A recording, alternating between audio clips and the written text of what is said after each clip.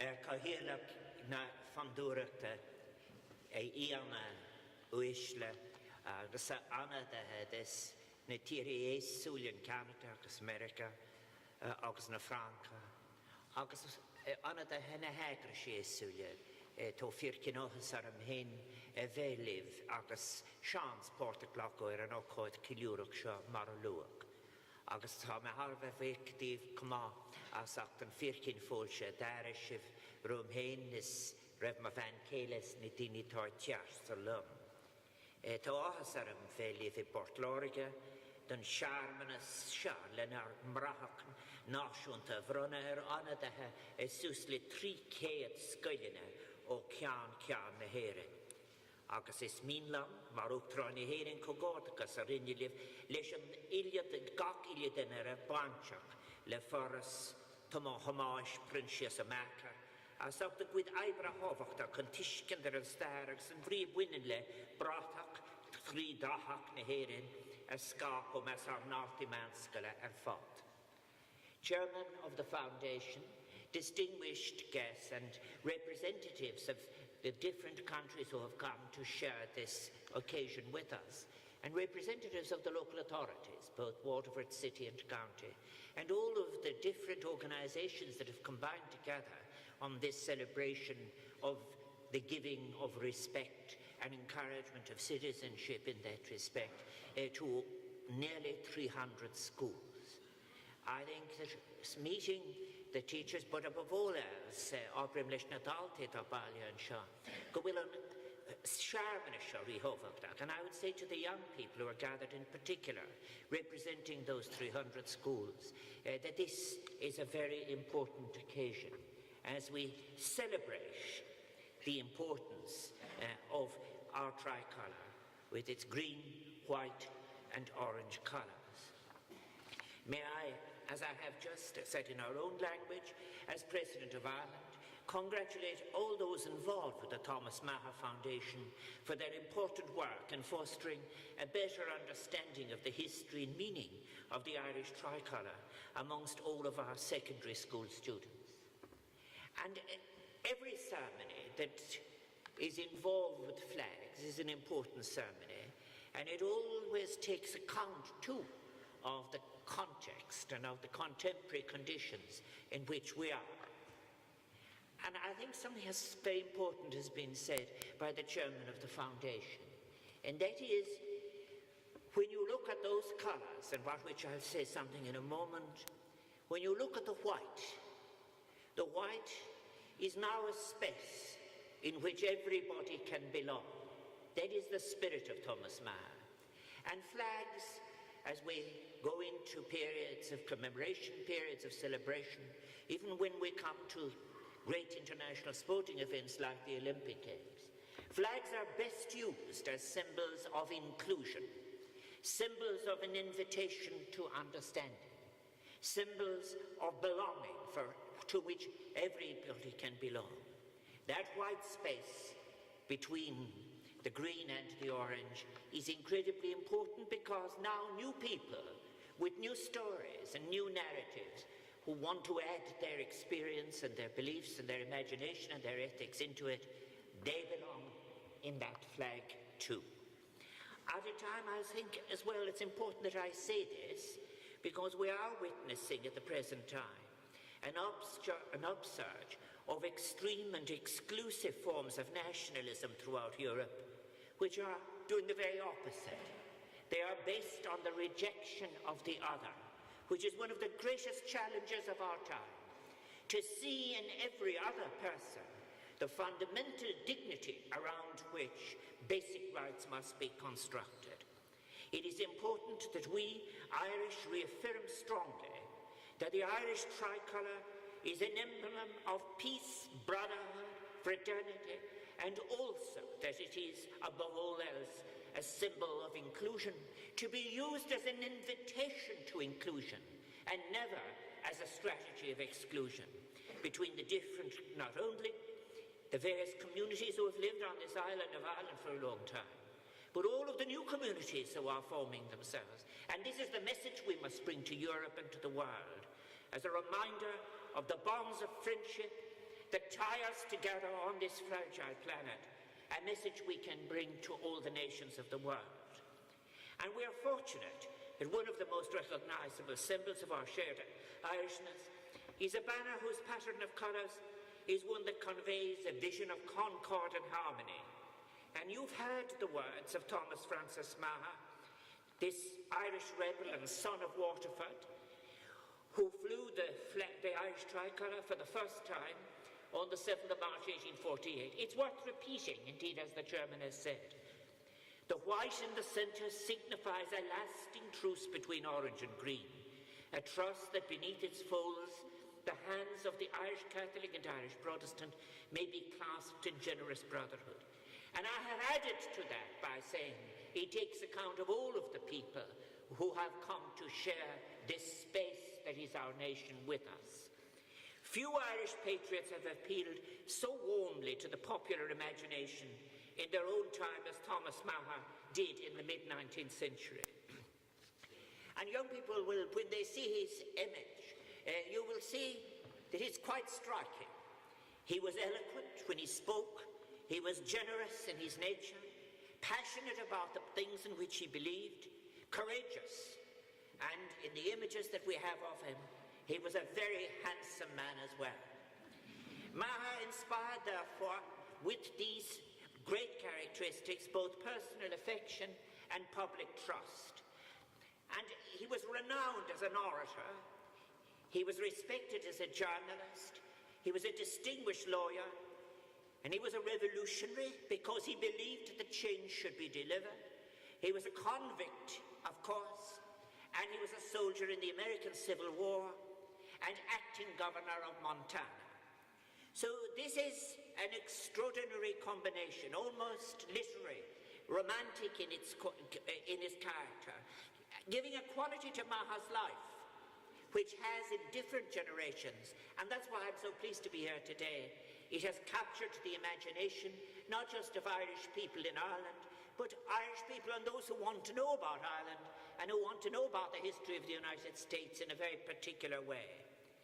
We must remember that Thomas Meagher belongs to a history, as I've said, that isn't solely Irish. In so many ways, he encapsulates that extraordinary generation of 1848, who throughout Europe, from France to Poland and from Denmark to Italy, put their lives on the line to overthrow tyranny and despotism, and to vindicate the liberty and self-determination of oppressed peoples. And when they suffered a reverse, historians write about it as, if you like, the revolt of the intellectuals. There were times, these times to which they addressed themselves, were times when serfdom had not been abolished in the Austrian Empire, when the workers of Paris and Berlin lived in appalling conditions, and when desperate misery prevailed in famine-stricken Ireland itself.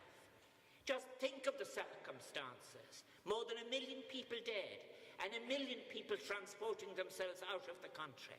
And the great, great anger that was in the people, almost unable to speak, as it were, about a famine that perhaps could have been prevented, and the people subjected to the tyranny of an economic model which would later be reversed in the second run of famines in India.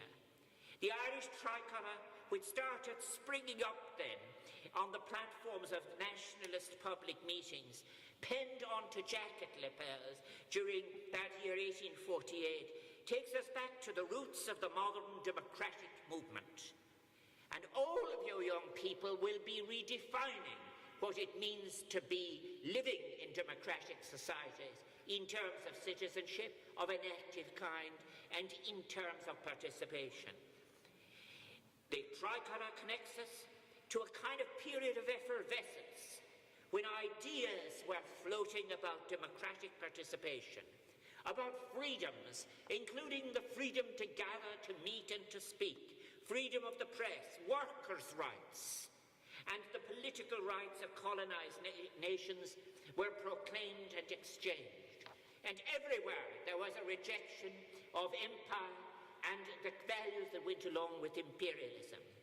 Ideas and aspirations, as well as symbols, they travel. And it is interesting to note how, in a previous generation, and I'm so pleased to be here in Waterford and to meet those who have a direct connection, so many of you, with aspects of Thomas Francis Meagher's life.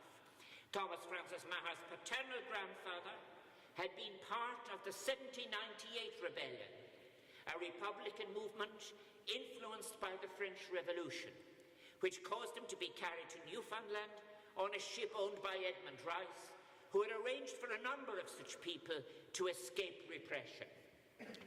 At that time as well, those who advocated views like his were accused of having fallen under the influence of the French ideas. The Irish tricolour, which Thomas Meagher flew for the first time at the Wolfe-Tone Confederate Club in Waterford, was itself inspired by the French tricolour, the green and orange replacing the blue and red, but retaining the unifying white and affirming the same underlying principle of popular sovereignty. A month later, in April 1848, Thomas Meagher returned from Paris, where he had hoped to gather support for an Irish uprising, with a ceremonial silken Irish tricolour which he produced at a meeting in Dublin.